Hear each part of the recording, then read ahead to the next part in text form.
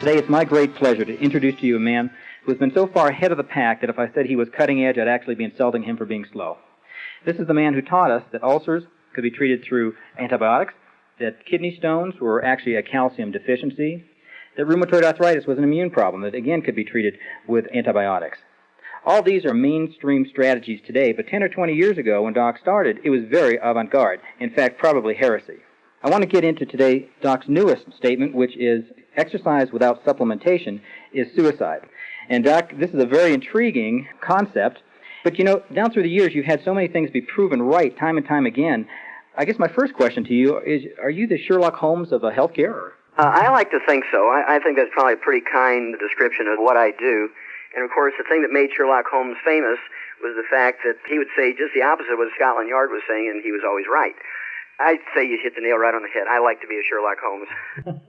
What got you onto this line of thinking, especially with the athletes? Right now, everybody's telling folks to exercise, so are they just putting their head in the noose? They're actually putting their head in the noose.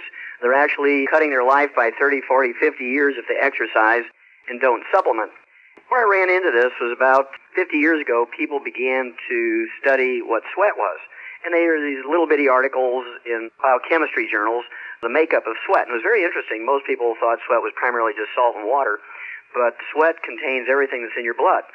And as you sweat, the primary purpose, of course, is to cool your body, but you're also losing nutrients. You're losing amino acids, you're losing vitamins, you're losing major minerals, you're losing electrolytes, you're losing trace minerals, rare earths. And it's kind of a trickle charge. It's kind of like the toilet that just sort of runs a little bit, drip, drip, drip, and you get a water bill for $500 at the end of the month. It doesn't seem like much, but it does in fact cost you in health and longevity. And so about 25 years ago, because I was an athlete in high school and college, I played football and wrestled. Of course, you sweat a lot in both those sports. And I only weighed 123 pounds and played middle linebacker and played offensive center. That's back in the old days when players played both offense and defense. And only at 123 pounds. I was very aggressive, but never got an injury. And all these big guys, 200, 240 pounds, were always getting injuries in their ankles and so forth. And the reason I didn't was because living on the farm, I was able to have access to trace minerals that we gave to calves. And so putting together practical experience and taking advantage of some, what was 50 years ago, esoteric research, you know, what's in sweat kind of thing, put it together. And came up about 25 years ago that you were, in fact, throwing your life away if you were exercising and not replacing the minerals you're sweating out. Wow. You know, it kind of reminds me back, I don't even know when this was, but all of a sudden jogging came up, and was it Bill Kick? Jim Fixx. Fixx, okay. You're close. Jim Fixx, spelled with two X's, F-I-X-X. And, of course, he died at 52. And he wrote all the books, Run Your Way to Health, Jog Your Way to Health. And there wouldn't be any running shoes. And yeah, wasn't it a number of the runners, including him, just all of a sudden died? They all do. They all die suddenly. Pretty profound statement. All these guys are supposed to be healthy. They have 4% body fat. What it is, they're sweating out all of their minerals, which protect them from various diseases, including ruptured aneurysms and including heart attacks. In fact, there was a long-distance runner who died in July of 2000. His name was Leonard Hilton. He ran the sub-4-minute mile 32 times, and he was a student of Jim Fixx's. And always praised Jim Fixx and all his knowledge and training techniques. And Jim Fixx died at 52, and Leonard Hilton, Jim Fixx's student, died at 52. That's pretty much what you're going to get. There has never been a professional athlete live to be 100. And if exercise in of itself was useful for health and longevity, there should be a lot of professional athletes living to be 100, not a single one, Craig. Wow. It might have been you that says a couch potato is actually living longer than these guys. Yeah, you're exactly right. That's me. I like to teach people the basic truth by saying something that's very provocative. That way they remember as a concept. But basically what I did, since there was lots of articles written by long-distance runners saying, hey, you guys, we can get high. We can make our own opium in our brain, and you can get drugged out running long distances here and get into la-la land legally, not worry about getting arrested or anything, just by running. You can lower your cholesterol by running. You can lower your body weight a couple of points. You can get your body percentage of fat down. There's all kinds of wonders to running, how healthy it is. It's good for the cardiovascular system. But it always kind of fascinated me. There was never anything that said athletes live longer. So I decided to do my own survey, and I started looking at obituaries of professional athletes and university and college athletes compared with obituaries of couch potatoes. It's always kind of funny that librarians live to be 103, 104, conductors live to be 89, 95, and housewives live to be 115, and so forth. And the old couch potato lives to be 88 to 120. And professional athletes, the average lifespan is 62 to 65. The ones who play the most, the ones who are the stars, die the youngest. And you look at some of the famous ones, Red Grange, Jesse Owens, people like Wilma Rudolph, Babe Zaharias. You're probably too young to remember her, but she was one of the first great women athletes who could whip men in about 10 different sports.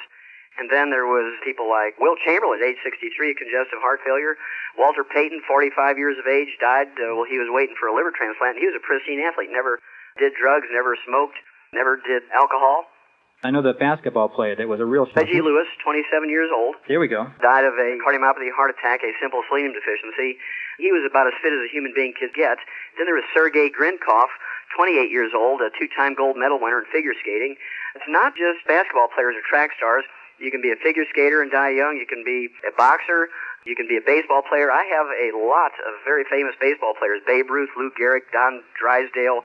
I have all their obituaries. I actually have one who was a pitcher for the San Diego Padres, and he was only 24 years old, and he was felled by a cardiomyopathy heart attack, and they were just shocked because he'd just come up from the minors. You're sweating and not replacing those minerals you're sweating out. You're doomed to have a lot of injuries and anything that might relate to mineral and nutrient deficiencies. And certainly, you're going to shorten your life if you're not replacing everything you're sweating out. Wow, that's incredible, because I remember particularly with Reggie, didn't he have what's called the dream team of cardiologists, and he died anyways?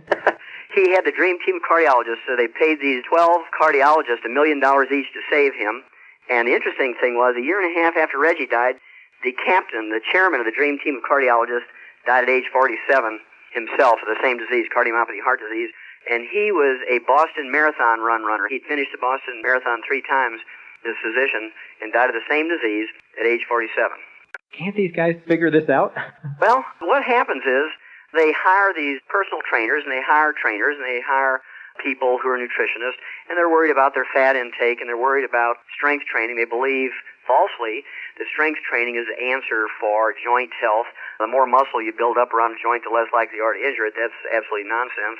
Just ask Bo Jackson. You remember him? He was this great two-sports player, professional player in baseball and football, and he dislocated a hip joint and fractured the head of the femur, the ball part of the ball and socket joint, and they talked him into putting an artificial joint in, and of course he ran around like Chester from the old Gunsmoke days. I remember him. With that one leg, and he was a huge man. His thighs were bigger around my chest. He was a big man. And so they said, well, why don't we even you out? We'll just take the good hip and we'll put in an artificial joint in there, and then you'll be Superman. Well, of course, after that happened, he hit a few baseballs, and that was about it. His career was done. But if he'd been supplementing properly, these guys could play into their 40s and 50s. I've seen this happen. We have a lot of professional athletes who had to quit their sport after 8, 10, 12 years because of joint problems. We get them on our nutrient replacement programs, and just in 6 months' time, they're stronger and more fit and have more agility and flexibility than they were when they were actually playing. And they just shake their heads and they say, why didn't our high-priced $1 million a year trainers tell us this? And they say, well, they don't know it because they're reading from doctor-written nutrition books. They're reading from doctor-written sports medicine books.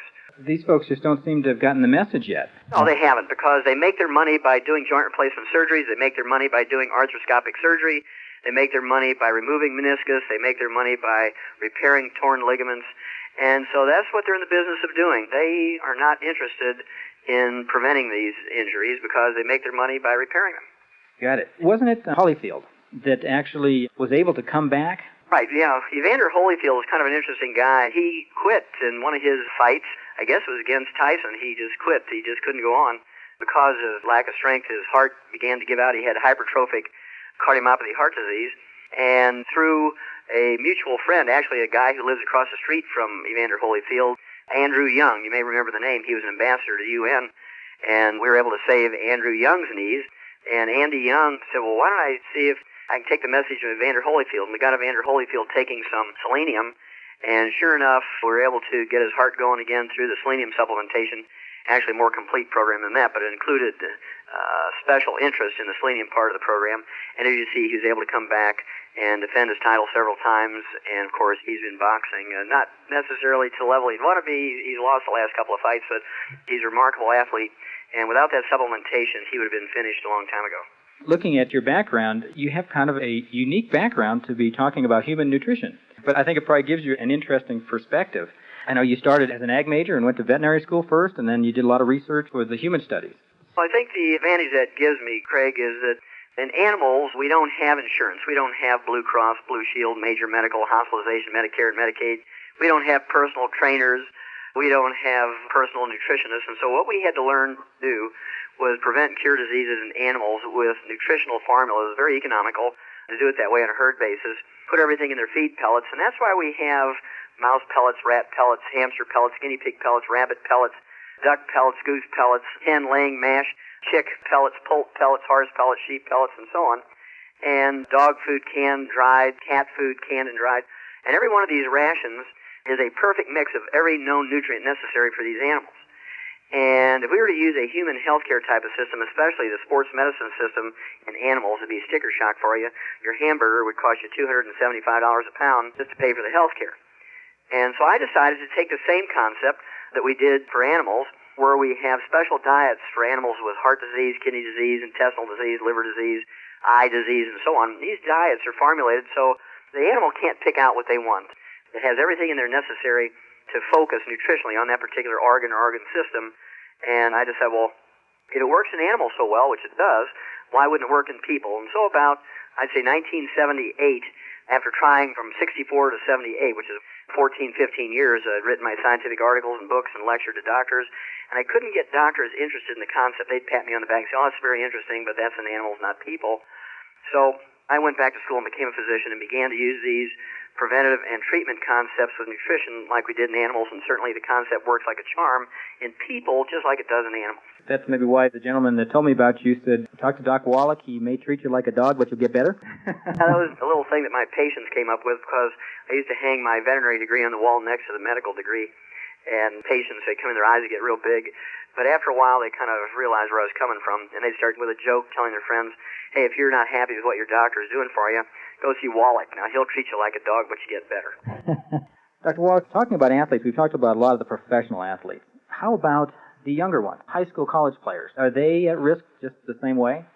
Oh, absolutely. According to the Center for Disease Control out of Atlanta, Craig, a lot of these young athletes under the age of 30 drop dead each year while they're training, exercising, or participating in sport. I saw some figures earlier this month which said that the death rate from sudden heart attacks in young athletes has actually gone up by 10% in the last year. And so there's no nutrients of any value in Pepsi-Cola, Coca-Cola, Dr. Pepper, Gatorade, and so forth, and water, just plain water.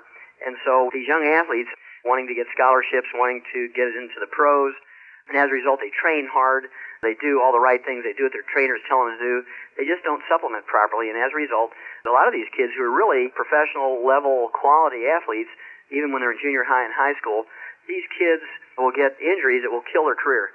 And there's nothing worse than these people training these kids, getting them up to the point where they are really superstars, and then a knee blows out, or they tear an Achilles tendon, or they get a shoulder injury. They get a back or neck injury, they get a finger injury, and they're pretty much done, and their whole life is ruined because their whole life was focused on these athletics. And these kids also have a high rate of depression and suicide because their whole life has been built around being the superstar of the neighborhood and the school.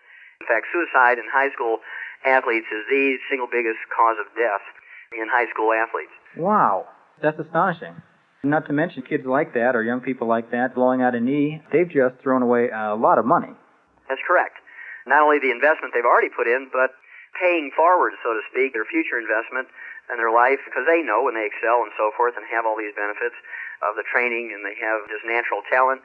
It's really a shame. And so I do make an appeal to parents and coaches and trainers out there who might be listening to call your toll-free number, get the information, and give these young athletes a more complete replacement program so that if they do get injured, if you run into a wall, you're going to get injured, you can repair quicker. The likelihood of injury is very, very slim, just simply by replacing everything you're sweating out. Got it. People listening